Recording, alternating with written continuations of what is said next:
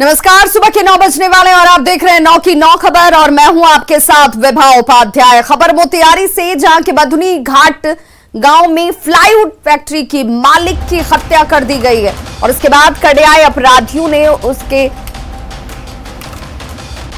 3 भतीजे को गोली मारी। एक की मौके पर ही मौत हो जाती है। प्लाईवुड कारोबारी की हत्या करने के लिए ये अपराधी जो है वो पहुंचे हुए थे और इसी दौरान इन लोगों की तरफ से फायरिंग की जाती है। एक युवक की घटनास्थल पर ही मौत हो गई है। तस्वीरें आपके सामने। घटना के बारे में बताया जा रहा है कि अपराधी मृतक के चाचा की हत्या करने के लिए छत के रास्ते घर में प्रवेश करते हैं, लेकिन जब वो यहां उन्हें नहीं मिले तो उनके 3 भतीजों को कब्जे में लिया गया और प्लाईवुड फैक्ट्री मालिक को खोजने की कोशिश करने लगे। इसी दौरान उन्होंने तीनों युवक की पिटाई की और फिर एक युवक की हत्या कर दी गई। कारोबारी ने जान बचाने के लिए छत से कूदकर भागने की कोशिश तक की, लेकिन इस दौरान उसका पैर टूट गया। तीनों घायलों को हॉस्पिटल में फिलहाल भर्ती कराया गया है। घटनास्थल से 6 जिंदा सुतली बम भी बरामद किए गए हैं। हम सुतर है जी अचानक घटना भेल हम न जन रही सब बारे केहू का झगड़ा तगारा रहे तो हमरा केहू से झगड़ा उगड़ा न और भगवान जाना से के गई पहले से केकरो से कोनो विवाद हम केकरो से हम नहीं विवाद न। जैसा प्रत्यक्षदर्शियों ने बताया है, इसमें 5 से 7 लोग अपराधकर्मी थे जो आए हैं रात्रि में और छत के सहारे वो लोग चढ़ के और एक व्यक्ति को मारने के लिए वो लोग खोज रहे थे और उसी के दौरान उन लोगों के द्वारा फायरिंग की गई, जिसमें एक व्यक्ति की मृत्यु हुई है और 3 लोग अभी घायल हैं जिनका इलाज मोतिहारी में चल रहा है। इसके संबंध में हम लोगों ने एक SIT का गठन किया है SDPO सदर के नेतृत्व में और कुछ अपराधकर्मियों के नाम भी सुनिश्चित हो गए हैं। जल्दी हम लोग गिरफ्तारी कर देंगे। भोजपुर में हर्ष फायरिंग की घटनाएं रुकने का नाम नहीं ले रही। कल देर रात शादी समारोह के दौरान हर्ष फायरिंग में 2 बच्चों को गोली लग गई। घटना चरपोखरी के काउप गांव की है, जहां अज्ञान से आई बारात के लिए डांस प्रोग्राम का आयोजन किया गया था और इसी कार्यक्रम में कुछ लोग हथियार लेकर अंधाधुंध फायरिंग करने लगे। जहां डांस देख रहे 2 बच्चों को जाकर ये गोली लग जाती है। गोली लगने के बाद मौके पर अफरा तफरी मच गई और लोगों ने फायरिंग कर भाग रहे युवक को पकड़ लिया। इसी दौरान आरोपी युवक ने हथियार के बट से दूसरे युवक के सिर पर हमला कर दिया और उसे जख्मी कर दिया। आक्रोशित लोगों ने आरोपी युवक की जमकर पिटाई की और उसे बंधक बना लिया। हालांकि मौके पर पहुंची पुलिस ने आरोपी युवक को ग्रामीणों के गिरफ्त से अपने कब्जे में लिया और चरपोखरी PSC में इलाज फिलहाल शुरू कराया गया है घायलों का। पुलिस ने आरोपी युवक से हथियार भी जब्त कर लिया है। आपको बता दें कि 2 दिन पहले कोइलवर के ज्ञानपुर में भी शादी समारोह के दौरान ऐसे ही हर्ष फायरिंग की गई थी, जिसमें एक बुजुर्ग की जान चली गई। लगातार हर्ष फायरिंग की घटनाएं सामने आती हुई।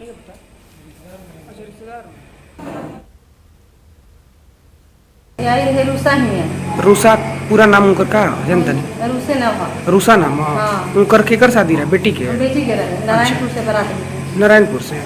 तो ये बच्चन सबके गोली कहाँ लगल है? वही जे चौकी है तो मतलब नाच देखे में कि शादी में देखे मुझे चौकी है तो होते हम ताका तारी पहन के लिए ले बाबू के तो कहता कि नहीं खिया सते कबे चला आवता अभी गोड़वा ना धोला हम कॉपी अब बस वही के हला हुले फलाना भाई फलाना को तरह लेके तो पूरा हो जा गोली उली चलत रहे, फायरिंग होत रहे ना ढेर देर फायरिंग होल बा, खूब फायरिंग होल बा। हैं घरे में जैसे जवन मार के भागल जवन घरे में लग माने काहे मार के भागल? गोली मार दलो तो काहे ना छोत रहे जेवा गोली छोड़ दे तरुए। अच्छा लइका के लाग गेलो गोली। हां हमनी के धारे गुने है तो हमनी के मार देला। भारत कहां से रहे? भारत है नारायणपुर। कैमूर में युवक की गोली मारकर हत्या कर अपराधियों ने युवक को गोली मारी है, जो जानकारी इस वक्त सामने आती हुई। घायल युवक की भभुआ में इलाज के दौरान मौत हो गई है। कुदरा के कझार घाट के पास इस वारदात को अपराधियों ने अंजाम दिया। घायल युवक की भभुआ में इलाज के दौरान अब मौत हो चुकी है। कुदरा सकरी का युवक जो है वो रहने वाला बताया जा रहा है। कैमूर में युवक की गोली मारकर हत्या की खबर सामने आती हुई।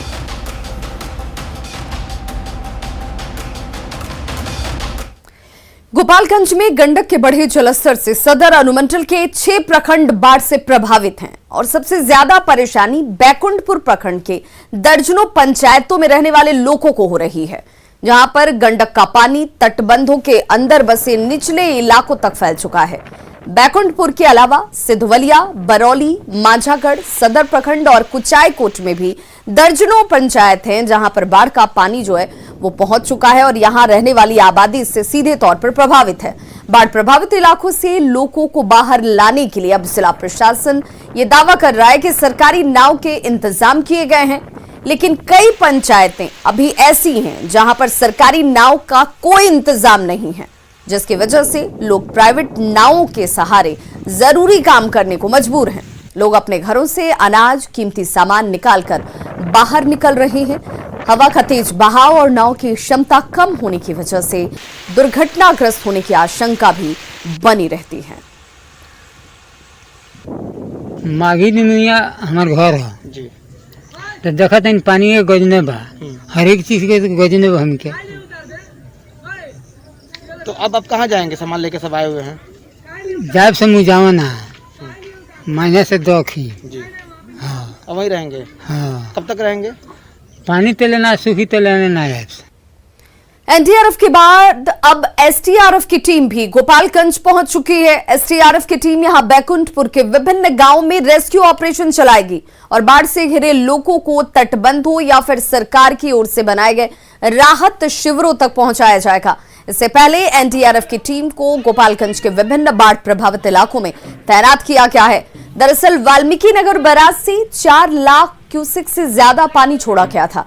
वो पानी गोपालगंज में गंडक में फैल चुका है और इस वजह से गोपालगंज के 6 प्रखंडों के निचले इलाकों में तबाही मच गई है। सदर प्रखंड के अलावा मांझागढ़, बरौली, सिधवलिया और बैकुंठपुर के सैकड़ों गांव बाढ़ से प्रभावित हैं। यहां से लोगों को अब तटबंधों तक लाया जा रहा है। अभी हमारी बात सीओ साहब से हो गई है और सीओ साहब ने बोला है कि आप लोग तुरंत तैयार हो जाइए सामान अनलोड करके, और जैसे ही जहां भी किसी भी प्रकार की कोई भी घटना से निपटने के लिए हम लोग तैयार हैं।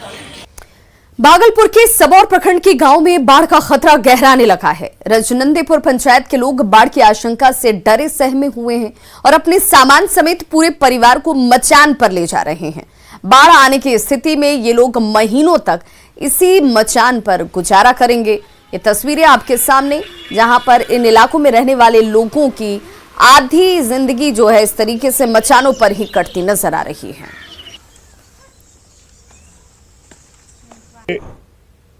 ये बाढ़ आता है और गांव कटते हैं और लोग जब मकान कट जाते हैं तो पेड़ों पर रह के जिंदगी बिताते हैं। सरकार ने कोई ठोस कदम नहीं उठाया टू प्रोटेक्ट कि वो बाढ़ जब आए और गांव नहीं कटे, उसके लिए जो प्रोटेक्शन होना चाहिए वाल, वो आज तक गंगा में नहीं बनाया गया। अभी हम खड़े भागलपुर के सबौर प्रखंड के रजंदीपुर पंचायत स्थित डेर बगीचा में। आप देख सकते हैं कि यहाँ पर जो है बाढ़ को लेकर अभी से तैयारी शुरू कर दी गई है।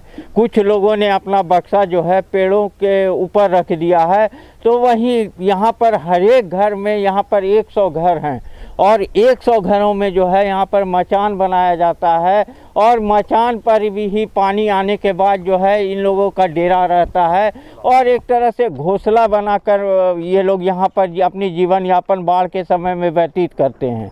बाढ़ के समय सरकार के तरफ से जो है जो भी राहत होनी चाहिए वो यहाँ तक नहीं पहुँच पाती है।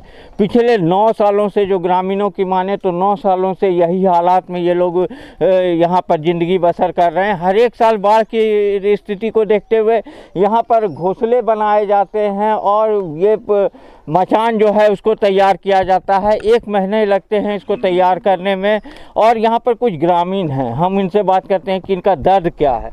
क्या दर्द है बाबा, कब से आप लोग ये तैयार? देखिए यहाँ से हमारा सब तो 9 साल होने लगा आने के लिए। सरकारी ज़मीन है, कट के आए हैं हम यहाँ, तो यहाँ आए हैं तो न यहाँ मेरा सब सुविधा कहता है नीतीश कुमार ने स्कूल देते हैं, पानी योजना दे रहे हैं पानी पीने के लिए, नहीं यहाँ तो चप्पो ने हमारे बस्ती में गलाया है सरकार ने। यहाँ स्थिति पूरा बिगड़ा हुआ, कोई चीज़ मिलबे नहीं करता है, न कोई साधन है न यार कुछ है। कैसे रहते हैं आप लोग? यही दिक्कत काट के बाढ़ के समय में वही दिक्कतें काट के रहते। लोग जब बाढ़ का पानी आता है तो कोई मचान पर रहता है तो कोई गाछ पर आके रहता है। 9 सालों से ये सिलसिला जारी है, लेकिन आज तक इसका कोई हल नहीं निकल पाया है और लोग यहाँ परेशान हैं। अब देखने वाली बात होगी कि आने वाले समय में सरकार की निगाह यहाँ पड़ती है कि नहीं। आशीष रंजन, न्यूज़ 18 भागलपुर। गंडक नदी के साथ सिकरहना नदी में आई उफान परेशानी का सबब बन चुका है। लगातार हुई भारी बारिश के बाद सिकरहना नदी ने बाढ़ जैसे हालात पैदा कर दिए हैं। पश्चिम चंपारण के कई गांव इससे प्रभावित हैं। गोपालपुर थाना परिसर के दरिया में देखिए, ये जो गोपालपुर थाना परिसर है वो पूरी तरीके से दरिया में तब्दील हो चुका है। नदी जैसे हालात हो चुके हैं और नदी का पानी जो है वो तेज बहाव के साथ थाना के अंदर बह रहा है। बेतिया मैनाटांड़ मुख्य पथ पर भी ये पानी का बहाव आपको साफ नजर आएगा। सैलाब के सितम में पुलिसकर्मी और अधिकारी अपनी ड्यूटी इसी तरीके से इन्हीं हालातों में निभाने के लिए मजबूर हैं। थाना परिसर की स्थिति देखिए, जहां पर कमर तक पानी जो है वो भरा हुआ है। थाना परिसर के अंदर पुलिसकर्मियों का आवास भी पूरी तरह से जलमग्न हो चुका है, जिससे बैरक छोड़कर जवान अब छत पर शरण लेने और वहीं पर भोजन पानी के इंतजाम कर ड्यूटी की मुस्तैदी में जुटे हुए हैं। ग्राउंड जीरो से हालात का जायजा लिया संवाददाता प्रफुल्ल कुमार ने। सिकरहना नदी जो है वो अपने पूरे उफान पे है और तबाही मचाना जो है नदी शुरू कर चुकी है। अभी आप देख सकते हैं कि ये जो है बेतिया सिकटा मैनाटांड़ पथ है जो सीधा बेतिया को जोड़ता है, लेकिन यहाँ पे देख सकते हैं कि पानी किस तरह से किस रफ्तार में बह रही है। एक और तस्वीर मैं आपको दिखाना चाहूँगा कि ये जो है आप देख सकते हैं कि ये गोपालपुर थाना है। इस पथ पे, मुख्य पथ पे स्थित ये गोपालपुर थाना की तस्वीर है।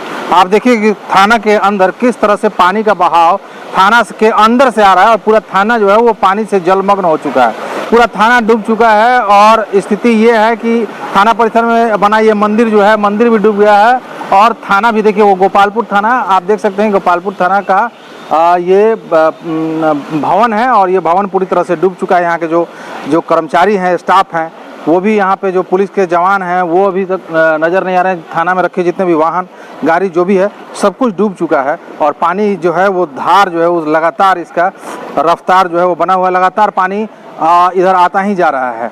लगातार पानी कल शाम तक और रात तक जो स्थिति थी वो बिल्कुल सामान्य थी, लेकिन सुबह से पानी का बहाव इतना तेज हुआ कि पानी जो है वो इस थाना परिसर के अंदर घुस गया है। थाना के अंदर जितने आवास हैं, जितनी गाड़ियां लगी हैं, सब पानी के अंदर डूब चुका है। कब से पानी आ रहा है? अरे सवेरे से पानी आना शुरू हुआ है। सुबह से आया? हाँ। रात में कल ठीक था? शाम में? हाँ, शाम में पानी मतलब कि नहीं था, उतना नहीं था। सवेरे से पानी आना शुरू हुआ है। क्या क्या डूब गया? अरे देख रहे हैं, सामने है आपका, तो सारा चीज तो थाना परिसर में, ये ऑफिस में पानी घुस गया है। अच्छा, ये ऑफिस में पानी पूरा डूब गया है। कैसे काम हो रहा है? काम अभी तो ऊपर छत पर जा रहे हैं हम लोग। छत पे बैठेगा? तो लोग आएंगे सो? लोग इसमें देख रहे हैं आपदा की स्थिति में कैसे आएगा। बाकी पुलिस आएगा तो काम तो पुलिस सब पर ऊपर मंजिल पर अपना सब छत पे चढ़ गया, शरण ले लिया। तस्वीर ऐसी है कि आप देख के समझ सकते हैं जितने भी थाना के स्टाफ हैं और पुलिस के जवान हैं वो सभी छत पे शरण लिए हुए हैं, क्योंकि नीचे जो है वो पूरा पानी से जलमग्न हो गया है थाना और पूरा थाना जो है वो पानी से लबालब भर गया है। तो आप समझ सकते हैं कि सिकरहना नदी का जो कहर है वो किस तरह जिले में जारी है। प्रफुल्ल कुमार, न्यूज़ 18। और बड़ी खबर इस वक्त झारखंड के कोडरमा से आ रही है, जहां पर भूस्खलन से दिल्ली रांची एक्सप्रेस को नुकसान पहुंचा है। रेलवे ट्रैक पर भूस्खलन से ट्रेन को नुकसान पहुंचा है। धनबाद डिवीजन के मानपुर कोडमा सेक्शन का मामला ये बताया जा रहा है और हादसे में किसी पैसेंजर को हालांकि कोई नुकसान नहीं हुआ। एक बड़ी राहत ये जरूर रही, ट्रेन के पटरी से उतरने की खबर नहीं है। कई ट्रेनों के परिचालन पर हालांकि इसका असर जो है वो जरूर नजर आता है।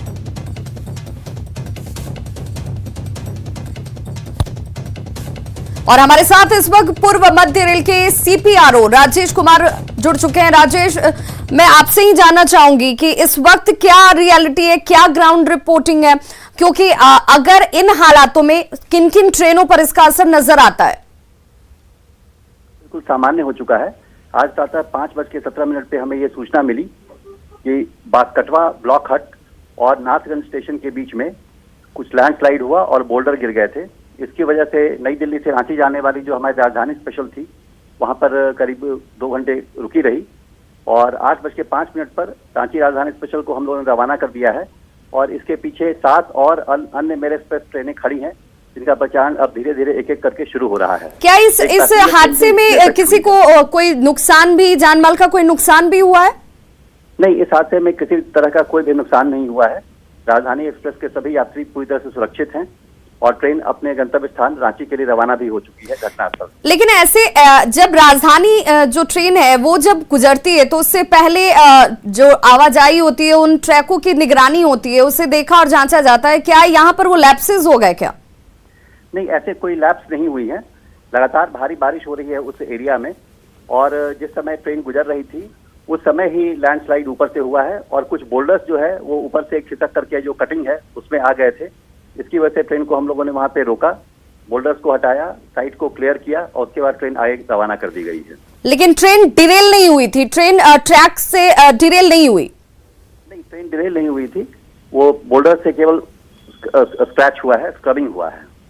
कितनी देर में जो इस रूट पर यातायात जो है वो सामान्य हो जाएगा, सारी ट्रेनों का परिचालन एज इट इज होने लगेगा? नहीं, परिचालन हम लोगों ने 8:05 से सामान्य कर दिया है, अब ट्रेनें वहां चलने लगी हैं। चलिए, बहुत बहुत शुक्रिया राजेश कुमार हमारे साथ CPRO पूर्व मध्य रेल ये जुड़े हुए थे, जिन्होंने जानकारी दी कि इस वक्त सामान्य कर लिया गया है हालात को। और राहत की बात ये रही कि जो बोल्डर्स ट्रैक पर गिरे थे और लगातार बारिश की वजह से यह हादसा जरूर हुआ, लेकिन किसी भी यात्री को नुकसान नहीं हुआ है, किसी को चोटें नहीं आई हैं और एक बार फिर से यहाँ पर यातायात को सामान्य तौर पर बहाल कर दिया गया है।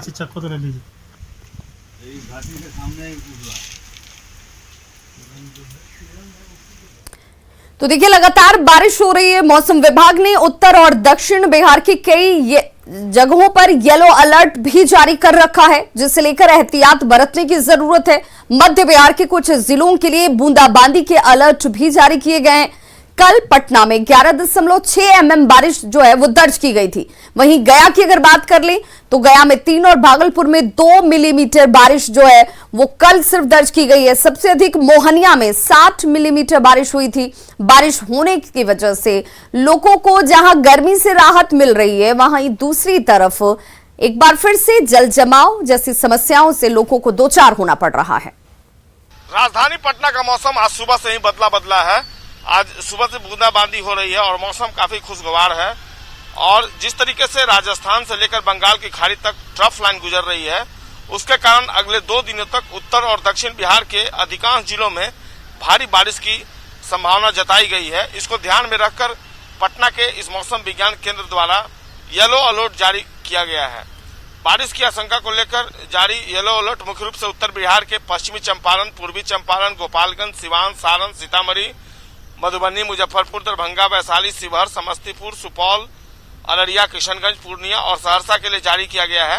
मध्य बिहार के बक्सर, भोजपुर, रोहतास, भभुआ, औरंगाबाद, जहानाबाद और पटना, गया में बूंदाबांदी की संभावना जताई गई है। यहाँ पर कुछ क्षेत्रों में हल्की बारिश भी हो सकती है। ट्रफ लाइन गुजरने के कारण वर्तमान में राज्य के कुछ क्षेत्रों में लगातार बारिश हो रही है। पूर्वी उत्तर प्रदेश और दक्षिण बिहार में एक कम दबाव का क्षेत्र बना हुआ है, जिस कारण दक्षिण बिहार के अधिकांश जिलों में बारिश की संभावना जताई गई है। कल अगर शुक्रवार की बात कर लें तो राजधानी पटना में 11.6 मिलीमीटर बारिश हुई थी। वहीं गया में 3 और भागलपुर में 2 मिलीमीटर बारिश हुई थी।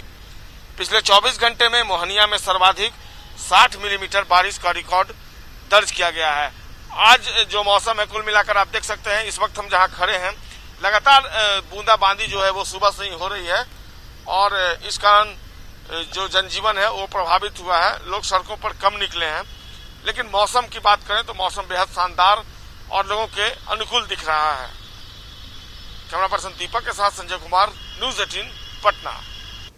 न डरिए न डराइए, सच जानिए और वही बताइए। प्लीज अफवाह मत फैलाइए। वैक्सीन ही है संजीवनी और इसे अपनाइए।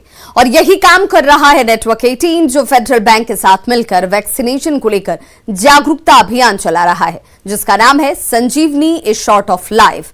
और काम है जागरूकता के जरिए लोगों को कोरोना से बचाना।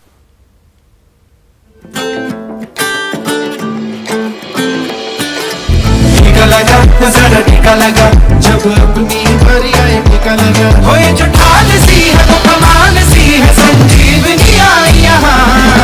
टीका लगा, जरा टीका लगा। लगा जब अपनी बारी आए टीका लगा ओ जरा टीका लगा जब अपनी बारी आए टीका लगा ओ जरा टीका लगा ओ जरा टीका टीका टीका टीका लगाया क्या। तो खबरों का सिलसिला लगातार जारी है, आप देखते रहिए न्यूज़ 18 बिहार झारखंड।